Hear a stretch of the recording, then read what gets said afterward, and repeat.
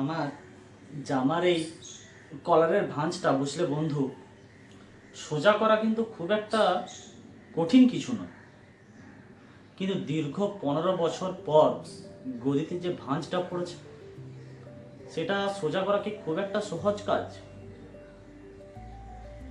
নমস্কার বন্ধু, আড্ডা জয় পরিবারে তোমাকে আরেকবার স্বাগত জানাচ্ছি।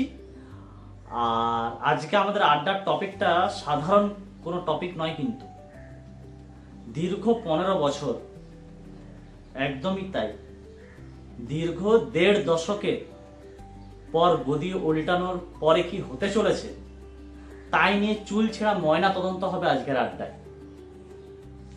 আচ্ছা, 1.5 দশক পরে পুরনো রেকর্ডটার কি সত্যি অবসান হলো, নাকি শুধু লাউডস্পিকারটাই নতুন, গানটা সেই পুরনোই বাজবে? চলো আর বেশি দেরি করবো না, আজকে বেশি সময় নেবো না, আজকের আড্ডাটা শুরু করি। চলো, লেটস স্টার্ট।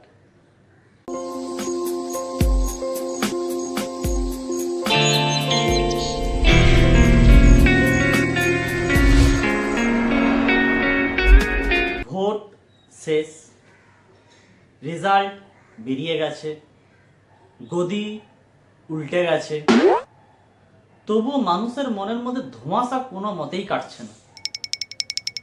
আমাদের যে নতুন সরকার গঠন হবে তার মুখ্যমন্ত্রী যে কে হবেন সেই নিয়ে মানুষের মনের মধ্যে ধোঁয়াশা চলছেই। কিন্তু ভাবছি কথা,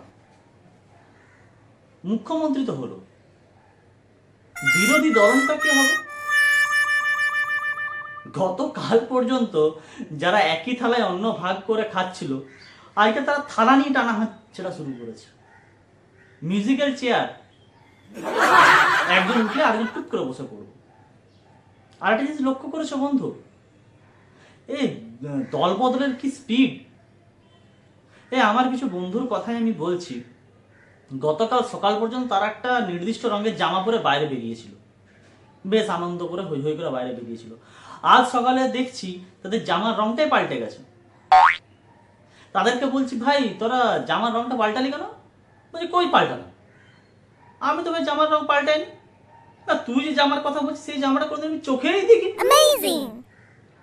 বা আমি শিওর, যদি আজকে অলিম্পিক্সে জার্সি পাল্টানোর কোনো একটা প্রতিযোগিতা হতো, সেই প্রতিযোগিতায় আমরা বলে বলে মেডেল নিয়ে আসতাম, বলে বলে গোল্ড মেডেল। আসলে কি বলতো বন্ধু, আমরা যারা ভাবছি যে সরকার তো আমরা পাল্টিয়ে ফেলেছি, গদিও উল্টে দিয়েছি, বাস আমাদের আর কোনো চাপ নেই, কালকের থেকে আমাদের ভাগ্যের চাকাও পাল্টে যাবে, ভাগ্যের চাকা গড়গড়িয়ে ছুটবে। কিন্তু আমার একটা ছোট্ট প্রশ্ন আছে বন্ধু, আচ্ছা সরকার পাল্টানো মানে কি শুধু নামের ফলক পাল্টানো? আমরা নিজেদের কতটুকুনি পাল্টাতে পারলাম?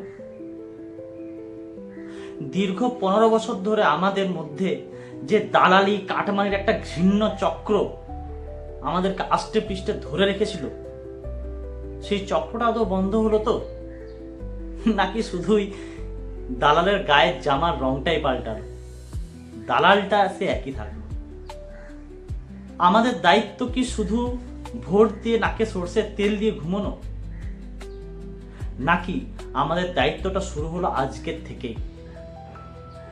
যাকে আমরা এতটা ভালোবেসে এতটা আদর দিয়ে যত্নে পাঠালাম, মসনদে পাঠালাম, চেয়ারে বসালাম, তিনি ভগবানের মতো যেন আমায় হুকুম না দেন, এটা মনে করানোর দায়িত্বও কিন্তু আমাদের।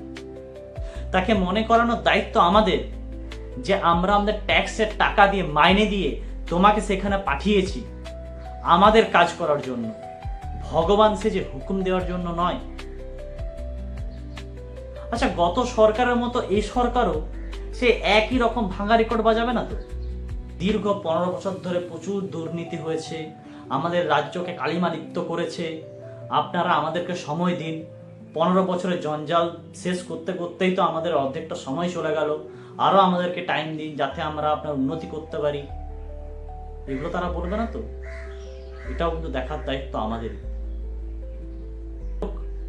আমরা আজকে আড্ডার একদম শেষ পর্যায়ে এসে গেছি, আর শেষে শুধু এইটুকুনি বলবো যে আজ বিজয় উৎসব, মনের আনন্দে রং খেলবো আমরা সবাই, মনের আনন্দে মিষ্টি খাবো, রসগোল্লা খাবো, কিন্তু শুধু একটাই ছোট্ট আবেদন, আবিরের রং বা মিষ্টির রস যেন আমাদের চোখে না ঢুকে যায়,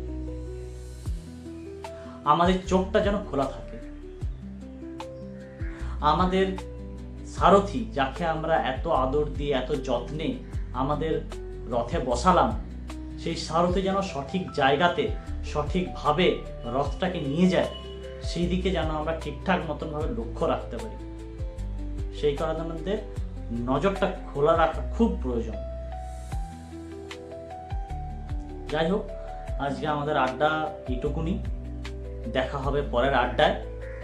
আর আমার আজকের আড্ডায় যদি তোমার কোনো যুক্তিপূর্ণ মন্তব্য বা মতামত কিছু থাকে অবশ্যই কমেন্টে জানিও।